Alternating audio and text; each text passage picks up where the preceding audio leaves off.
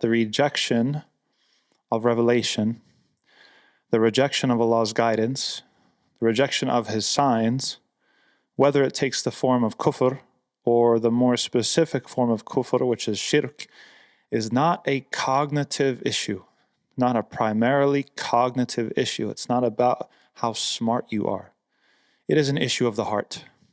It is about how sincere you are. It is about how moral and ethical you are. Which is why Allah Azza wa Jal, He says, وَلَوْ أَنَّنَا نَزَّلْنَا إِلَيْهِمُ الْمَلَائِكَةَ وَكَلَّمَهُمُ الْمَوْتَى وَحَشَرْنَا عَلَيْهِمْ كُلَّ شَيْءٍ قُبُلًا مَا كَانُوا لِيُؤْمِنُوا إِلَّا أَن يَشَاءَ اللَّهُ وَلَكِنَّ أَكْثَرَهُمْ يَجْهَلُونَ. Allah subhanahu wa ta'ala says, look, even if we sent down to them an angel, recall this was one of their phony demands, one of their excuses. Oh, we don't want a prophet. We want you to send us an angel. Allah says, even if we sent them an angel, or even if we allowed the dead to speak to them, or if we gathered everything for them, they wouldn't believe except if Allah subhanahu wa ta'ala willed. No, rather, most of them are ignorant. وَكَذَلِكَ جَعَلْنَا لِكُلِّ نَبِيٍّ عَدُوًّا شَيَاطِينَ الْإِنسِ وَالْجِنِّ. In this way, okay, Allah subhanahu wa ta'ala is about to account for the existence of something. He says, we have placed for every prophet enemies among the shayateen, al-insi wal-jinn, mean human devils and devils from among the jinn. They help each other and they speak to each other and they delude each other, زُخْرَفَ الْقَوْلِ غُرُورًا, with beautified, literally golden words, golden deluded words. وَلَوْ شَاءَ رَبُّكَ مَا فَعَلُوهُ. And if Allah subhanahu wa ta'ala had wanted, He wouldn't have allowed it to happen yet. Al-Hakim, the all-wise, Allah Azza wa Jal decided that this would happen, that this type of confusion would happen, this type of argumentation. You've got some people doing the devil's work, right? Hizb al-Shaytan.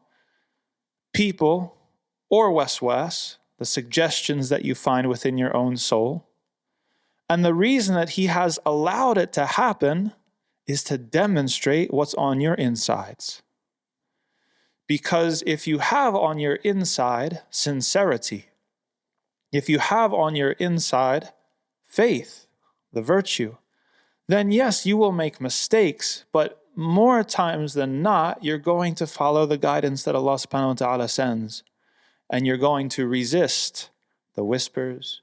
You're going to resist the bad influences. You're going to resist the delusions or the justifications or the rationalizations that the demons give you. But for people who have the sickness in their heart already, this is what they've been waiting for. They want to hear the waswas. They want to hear the suggestions. They want to hear the delusions.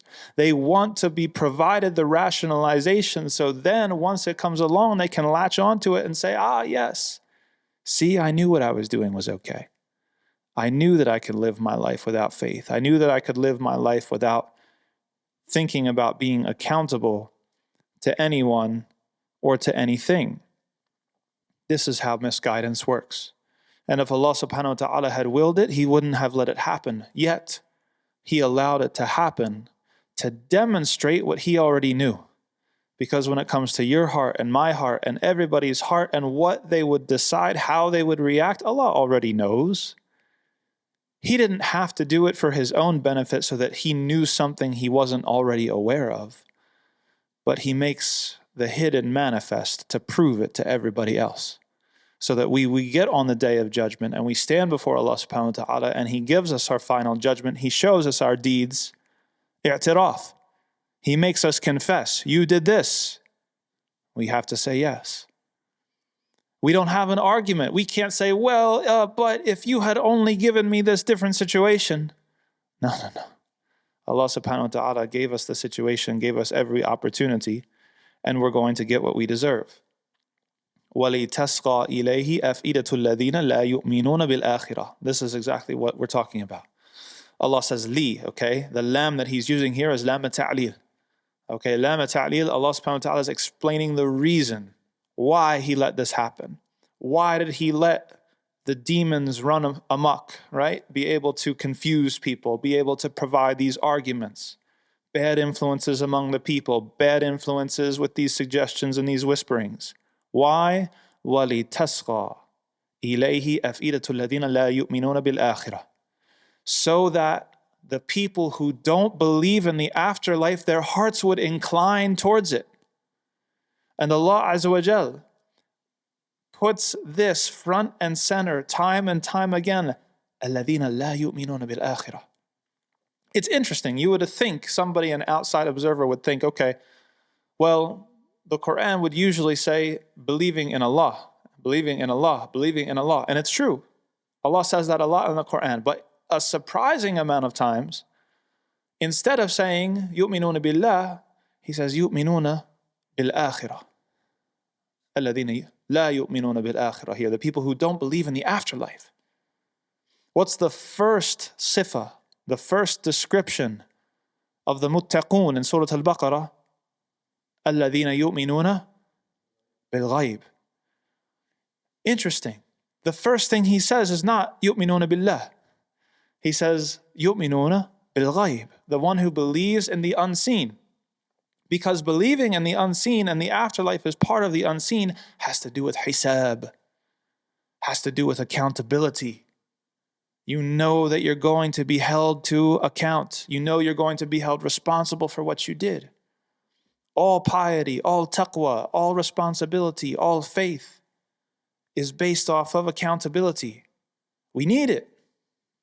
If you don't have accountability, you're going to do whatever you want. And that's just the reality. How many think about your job?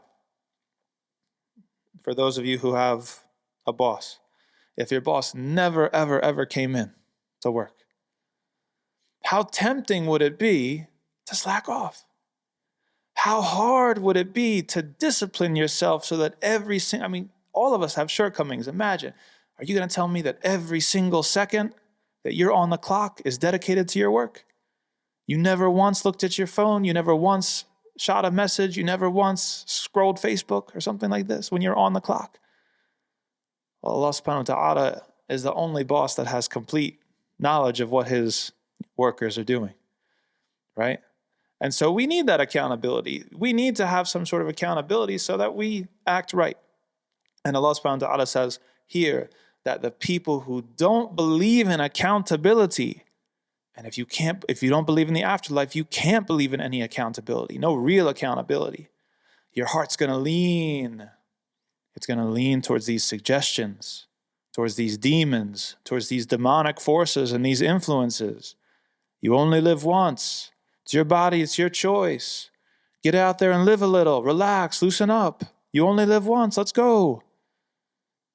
If you don't believe in accountability, your heart's going to lean towards that, and eventually you're going to find the justification you were looking for.